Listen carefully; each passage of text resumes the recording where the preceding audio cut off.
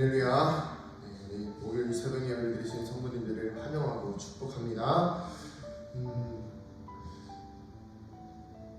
제가 어렸을 때 저희 어머니를 좀 보면서 항상 의아했던 일이 좀 있었어요. 뭐였냐면 물론 신앙생활을 굉장히 잘하시고 지금도 저에게 있어서 큰 믿음의 모범이 되시는 어머니이신데 그때 당시에는 이제 어머니도 신앙이 좀 흔들리셨던 시기였던 것 같아요. 근데 그때 어떤 일이 좀 있었냐면 어머니 교회에서도 신앙생활 잘하시고 또 새벽에도 기도 많이 하시고 그리고 뭐 어디에 있어서도 그냥 모범이 되는 어머니였던 것 같아요. 그리고 항상 매사에 성격상 최선을 다하시는 분이었고 그래서 저한테도 지금도 그러세요. 뭐 다른 사람들을 도와줄 때는 뭐 이렇게 흠이 없게 도와줘라. 그리고 내 일은 조금 허술해도 남의 일은 최선을 다해서 도와줘야 된다. 그래야지 그 사람에게 피해가 안 간다. 이런 이야기를 하실 정도로 참 열심히 사신 분이신데, 근데 이제 그런 모습을 보다가 가끔씩 이제 물질적 문제가 있으면 어머니가 많이 흔들리시는 거예요. 염려가 있는 거예요, 염려가. 그 염려가 있으니까 그 어머니가 좀 그 기도를 안 하시는 것도 아니에요. 그런데 기도하시면서 염려가 있는 게 보이는 거죠. 그게 제가 어머니랑 이제 그 얘기를 이제 요즘에 하다 보면 그런 얘기 하시더라고요. 엄마의 성격상 그런 것을 이렇게 염려를 놓지 못하는 성격이라고 하시더라고요. 그래서 이게 성격일 수도 있구나. 우리가 볼 때는 그냥 세상의 근심과 염려를 지고 가는 것처럼 느껴질 수도 있는데 그냥 자기의 성품일 수도 있구나라고 느껴지면서 이런 상황도 좀 생기는구나. 근데 그때 제가 마음에 들었던 게 뭐였냐면 아무것도 염려하지 말고 기도하라고 했는데 왜 걱정할까? 근데 그때는 이제 저도 천진난만한 그냥 10대였으니까 그냥 아무 생각이 없었던 거고 지금에 와서 좀 인생을 살아보니까 인생에 있어서 오늘 말씀에 나오는 방탕함과 술 취함과 생활의 염려가 우리의 마음을 둔하게 만든다는 것이 무슨 말씀인지 너무나도 뼈저리게 느끼고 있는 인생을 살아왔다는 거예요. 우리가 예수님을 만나고 예수님과 교제하고 성령과 충만한 은혜가 있으면요 마음이 예민해집니다. 마음이 예민하다는 것은요 뭐 다른 사람들이 건드렸을 때 막 화내고 짜증내고 이런다는 게 아니에요. 성령의 음성에 민감해지니까 상황과 환경 속에 성령님이 원하시는 것이 무엇인지를 깨달아 알 수가 있어요. 그리고 그 성령께서 하나님께서 우리에게 원하시는 것이 무엇인지를 말씀해 주시고 전달해 주실 때에 그것들을 민감하게 캐치할 수가 있어요. 그러면 더 기도하기가 쉽고 그리고 더 이 상황과 환경 속에서 우리의 마음을 하나님께로 집중하기가 쉽습니다. 자, 그런데 오늘 말씀에 나온 것처럼 방탕함과 술 취함과 생활의 염려가 있으면 그 염려들로 염려는 누구나 있잖아요. 그런데 중요한 것은 무엇이냐면 그것들로 인해서 덫에 걸릴 수 있다는 거예요. 그것이 그냥 사실 뭐 방탕함과 술 취함은 뭘 좀 멀리 할 수 있지만 생활고는 누구나 있을 수 있잖아요. 근데 이 생활고가 나에게 염려가 되는 순간 우리에게 덫이 되어서 우리가 하나님께로 나아가는 길을 발목을 잡는다는 것이죠. 그래서 우리는 오늘 기도할 때에 그래서 우리는 오늘도 이렇게 주님께 나아갈 때에 이 모든 염려들로부터 우리의 마음이 둔하여지지 아니하도록 마음을 민감하게 하나님께 나를 세워야 될 줄 믿습니다. 칼 갈아보셨죠? 근데 칼 갈아보면요 저희 할머니와 가족들이 과거에 이제 생선 장사를 하셨어요. 시장에서 생선 장사를 하시는데 생선 자르는 칼은요 뭐 지금은 요즘 좀 보기 힘든데 이렇게 뚱뚱해요. 이 성경책만큼 이렇게 뚱뚱해가지고 이만큼 두꺼워요. 그리고 짧습니다. 근데 그 칼을요 매번 갈아요. 매번 갈면요 뭐 그냥 생물 아시죠? 그냥 이렇게 살아있는 생물 자르는 건요 조금 날이 잘 안 들어도 잘 잘립니다.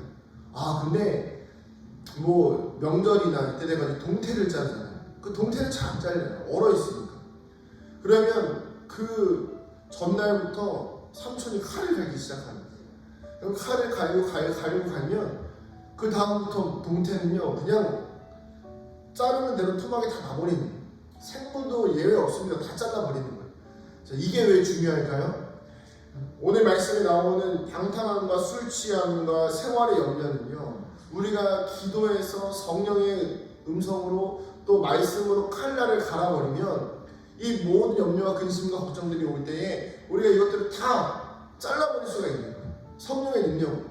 근데 우리가 칼을 갈지 않고 있으면 기도를 준비하고 있지 않으면 이것들이 왔을 때 잘라낼 수가 없어요. 잘라낼 수도 없고 이겨낼 수도 없으니까 어떻게 되죠? 마음이 둔해지고.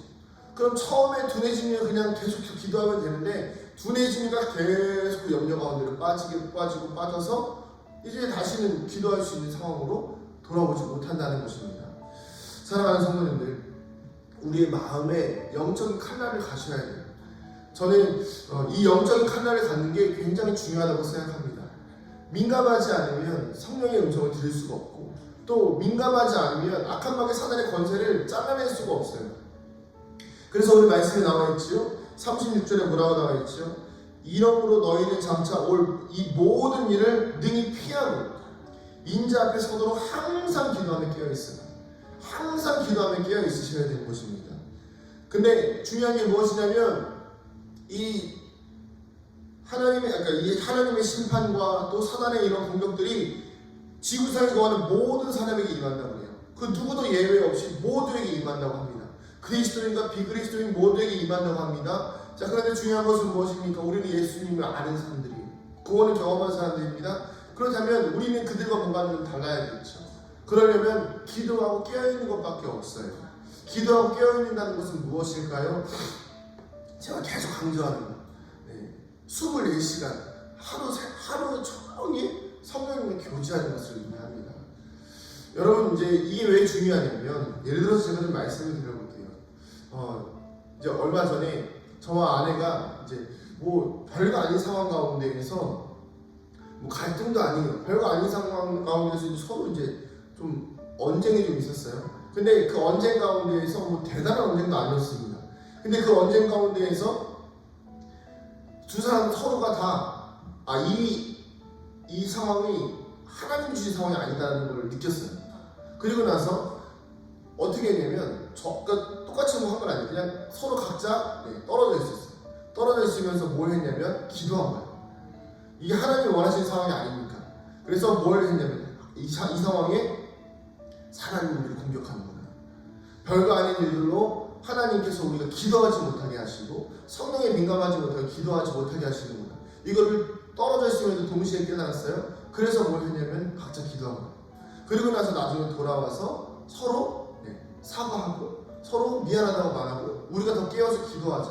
이제 그러고 나니까 어떤 상황이 생기냐면 이 집안에 우리 가정에 사단이 틈탈 틈이 없는 공격할 틈이 안 생겨요. 그래서 제가 항상 이야기하죠. 저희 가정은 평안하다고. 말씀드리는 이유가 왜 그러냐면요. 이걸 반복하다 보니까 과거에는 그 시간이 길었어요. 과거에는 갈등의 시간이 좀 길었습니다. 그런데 지금은요 그렇게 길지가 않아요. 그리고 지금은요 그런 일들이 생겨도 이 아주 짧은 찰나에 성령께서 주신 음성에 민감하게 반응하다 보니까 깨어서 기도하니까 사단이 사단이 공격할 틈을 주지 않으니까 쉽게 이겨내더라는 것입니다. 사랑하는 성도님들, 깨어서 기도하는 것은 이렇게 중요해요. 단순하게 그냥 뭐 잠깐 찰나에 내가 이 사람과 뭐 그냥 사이좋게 지내고 이러려고 하는 것이 아니라 마음이 둔하여질까 두려움 때문에 마음이 둔하여지면 그냥 거기서 끝나는 것이 아니기 때문에 마음이 둔해지기 시작하면요 기도하지 못하는 거예요. 마음이 둔해지기 시작하면 성령의 음성에 민감하게 반응하지 못하게 되는 거예요. 여러분 오늘 말씀 첫 절에 뭐라고 나와 있죠? 너희는 스스로 조심. 왜 그러냐면요 조심을 해야 됩니다. 조심해야 됩니다. 어제도 이제 수요일 때 말씀드렸지만 우리가 은혜를 누린다고 해서 방탕하게 살면 안 되는 거예요. 내가 예수님의 십자가의 사랑으로 구원받았으니까 나는 막 살아도 돼. 실수 조금 해도 괜찮아. 아니요. 은혜를 누린다는 것은요 실수하지 않기 위해서 노력하는 거예요. 그런 과정 가운데서 조금 실수할 수 있어도 실수해도 괜찮아. 그러면서 일부러 실수를 저지른다고 하는 건 어제 말씀처럼 은혜를 더하게 하려고 죄를 짓는 것과 마찬가지인 것입니다. 그러다 보면 죄가 무뎌지기 시작해요. 그러다 보면 죄에 빠지기 시작합니다. 게임 좀 해도 괜찮아. 아이들한테 그런 얘기 많이 하거든요. 게임 좀 해도 괜찮다 하다 보면 어느샌가 게임이 나를 잡아먹고 있어요. 할 수 있다면 다 끊어버리는 게 제일 좋은 것이죠. 사랑하는 성도님들, 우리의 삶과 인생 가운데 술 취함과 방탕함과 생활의 염려가 그 외의 모든 삶의 영역들로 인해서 우리의 마음이 둔해지지 아니하도록 날마다 기도로 영적인 칼날을 세우고 그 칼날로 악한 사람의 권세가 찾아올 때마다 그것들을 이겨낼 수 있는, 아주 그냥 다 토막내버릴 수 있는 놀라운 성령의 음성을 듣고 살아가는 거룩한 여러분 되시기를 축복합니다. 항상 깨어 기도하시기를 소망합니다. 기도하시겠습니다. 하나님 감사합니다. 우리 살아가는 성도들의 삶과 아버지 주의 부족한 종의 인생 가운데에 날마다 깨어 기도할 수 있는 민감함을 허락하여 주시옵소서. 예수님께서는 기도 외에는 이런 유가 날 수 없다고 하셨습니다. 성령께서 날마다 주장하여 주시고 함께하여 주시어서 우리 사랑하는 성도들의 삶과 인생 가운데에 놀라운 회복과 영적 민감함이 있게 하여 주시옵소서.